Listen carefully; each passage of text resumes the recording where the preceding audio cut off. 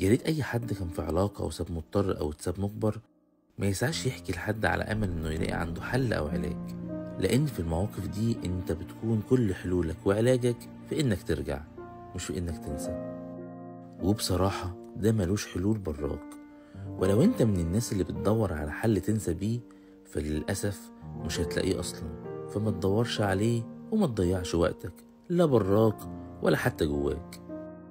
النسيان محتاج وقت، ده كلام كل الناس صحاب التجارب المشابهة لتجربتك، وبصراحة ده كلام أنا كمان.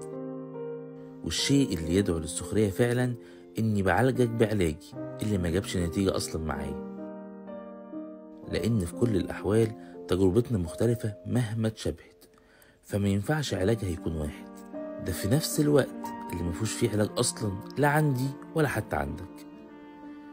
الموضوع يبان معقد للناس اللي ما بتمرش بحاجة شبه كده، صح أنا عارف، بس صدقوني هو أكتر تعقيد كمان. بس الوقت، هو الوقت أكيد الوقت بينسي.